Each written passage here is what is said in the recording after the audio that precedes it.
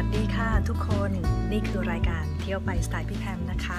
และพี่แพมก็พาทุกคนเข้ามาที่โบสถ์เซนต์ไมเคิลซึ่งเป็นโบสถ์ที่อยู่ใกล้อพาร์ตเมนต์ที่พี่แพมอยู่นั่นเองค่ะ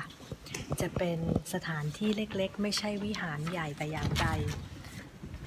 โบสถ์แห่งนี้จะอยู่ใกล้กับเพียซ่านโปเลียนนะคะหรือนโปเลียนสแควร์ทั้งนี้พี่แพมดูจากที่ว่ามีการจุดเทียนในช่วงกลางวันตั้งแต่ณปัจจุบันนี้คือเวลาประมาณบ่าย2ก็เห็นมีคนเข้ามาสวดมนต์กันมากมายแล้วก็เดินดูไปรอบๆก็จะเห็น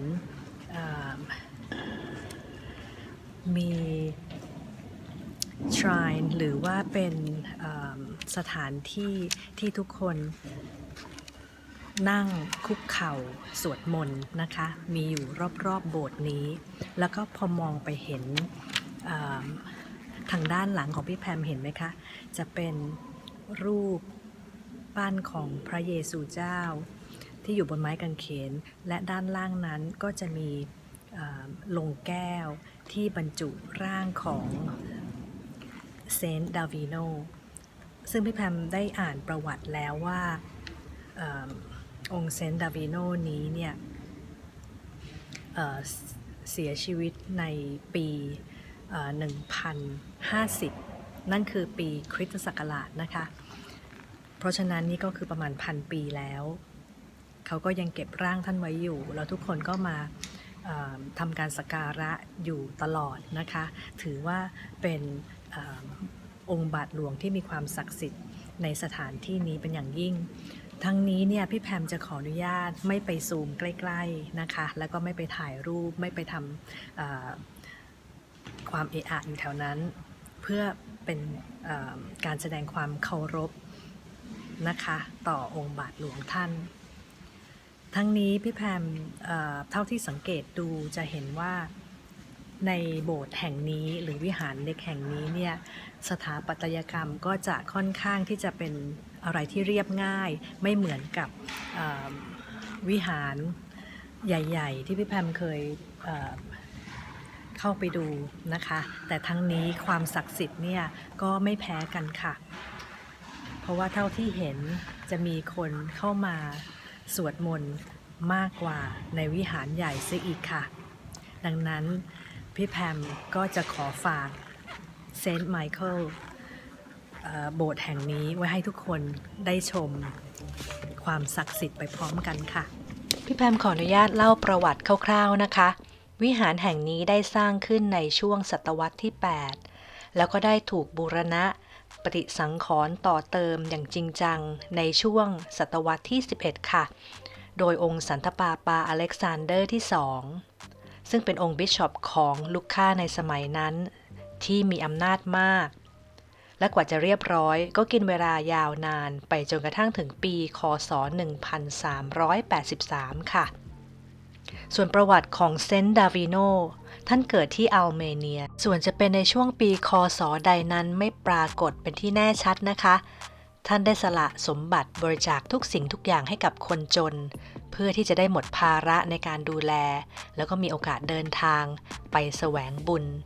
ในนครเยรูซาเล็มและกรุงโรมค่ะและจึงมาหยุดที่ลุคค่าในวิหารแห่งนี้และต่อมาก็ได้เสียชีวิตในช่วงปี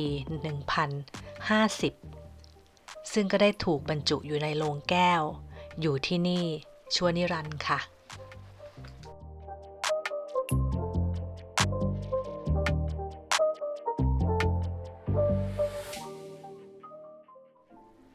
แล้วพี่แพมก็เดินออกมาด้านนอกของวิหารแล้วนะคะเพราะต้องทำเวลานิดนึงค่ะเดี๋ยวต้องไปต่อพี่แพมออกมาเดินไปเดินมาก็เจอกับร้านขายผักผลไม้ราคาดีมากค่ะก็เลยอดไม่ได้ที่จะซื้อแล้วก็ไปทำทานที่อพาร์ตเมนต์เย็นนี้ค่ะ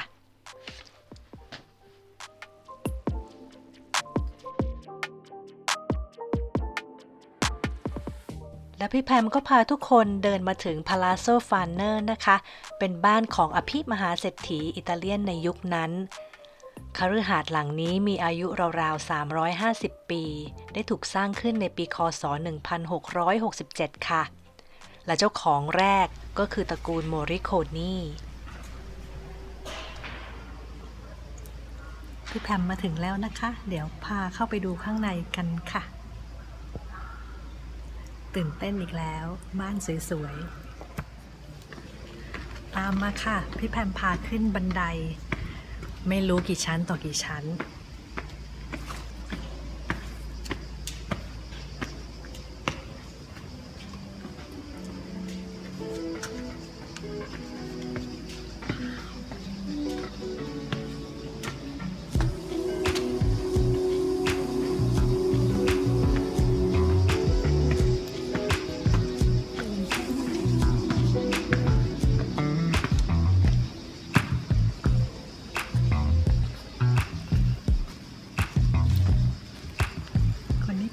พี่แพมขึ้นมาถึงชั้น2แล้วนะคะ เดิมที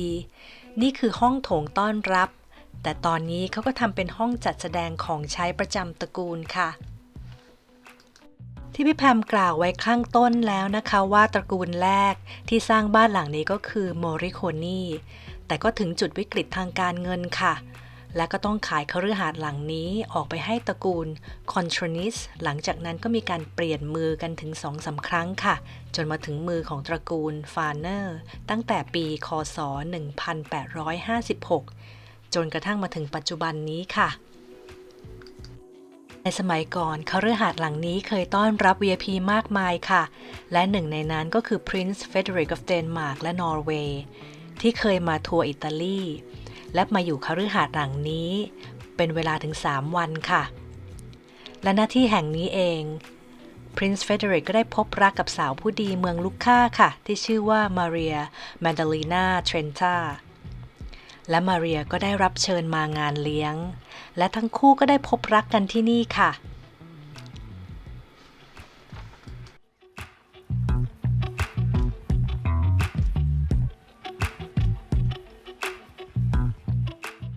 ถึงจะเป็นเวลาช่วงสั้นนิดเดียวแต่ทั้งสองคนก็ได้สร้างตำนานรักไว้ที่ลูก้านี้ค่ะในขณะนี้พี่แพมกำลังเดินพาทุกคนมาดูห้องบรรทมของเจ้าชายเฟเดริกนะคะที่เคยมาประทับที่นี่และหลังจากที่ Prince Frederick กลับประเทศเดนมาร์กไปแล้วมาเรียก็ได้บวชเป็นแม่ชีที่เมืองฟลอเรนซ์ค่ะและเรื่องนี้ก็ถือเป็นเรื่องราวความรักอมตะที่เล่าขานกันมาจนกระทั่งถึงปัจจุบันนี้ค่ะ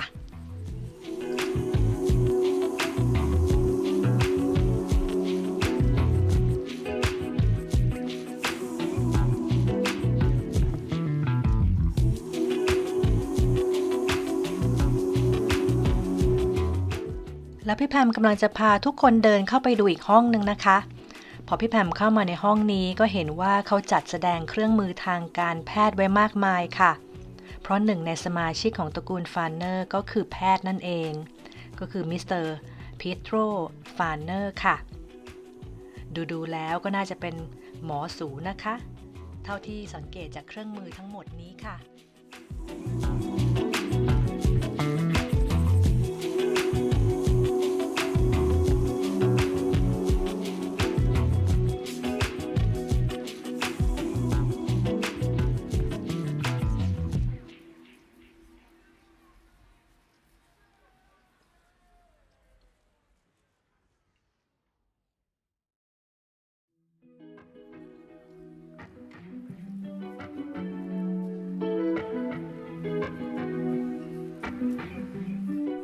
เอาละค่ะพี่แพมคิดว่าทุกคนคงดูกันเต็มอิ่มแล้วสำหรับด้านบนนี้เดี๋ยวพี่แพมกำลังจะพาทุกคนลงไปชมสวนกันค่ะตามพี่แพมมาค่ะ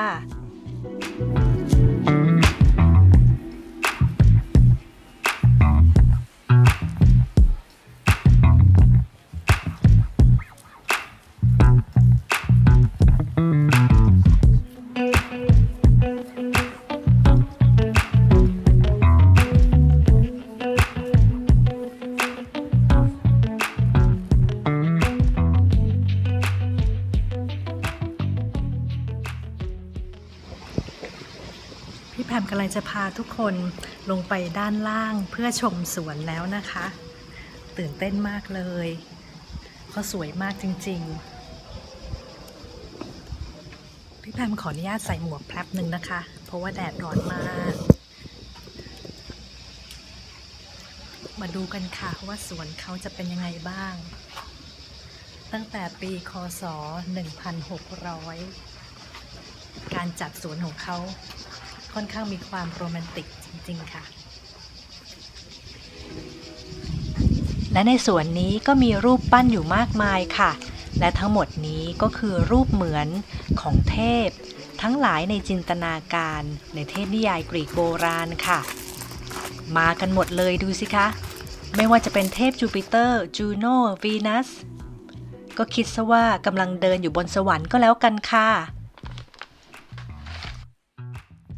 สวนแห่งนี้ได้ออกแบบโดย Marie Louise Duchess of Parma นะคะสวนแห่งนี้ไม่ธรรมดาจริงๆค่ะเขาได้รวมพืชพันธุ์จากทั่วทุกมุมโลกที่หายากมาไว้ที่นี่ไม่ว่าจะเป็นพืชพันธุ์ที่นำมาสกัดเป็นยารักษาโรคก็มากมายต้นไม้หายากและพืชผักสวนครัวทั้งพื้นบ้านและของต่างประเทศค่ะ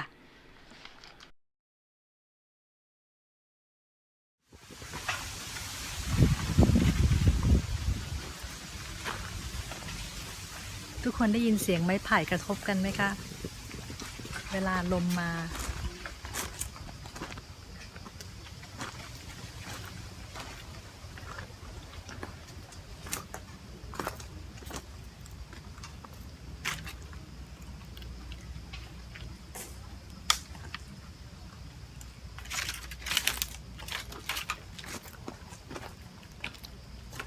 นั่นไม่ใช่เสียงไม้ไผ่ค่ะเสียงพี่แพมเดินดังมากนี่คือมะนาวจริงๆเลยค่ะพี่แพมเห็นแล้วก็อยากรับประทานส้มตำ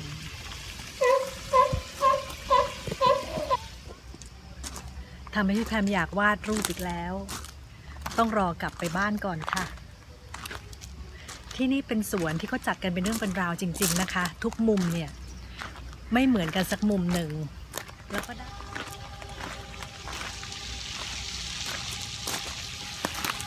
เดี๋ยวพี่แพมขออนุญาตมาใกล้ตรงน้ำพุก่อนนะคะขอยืนตรงนี้แป๊บหนึ่งเพราะว่า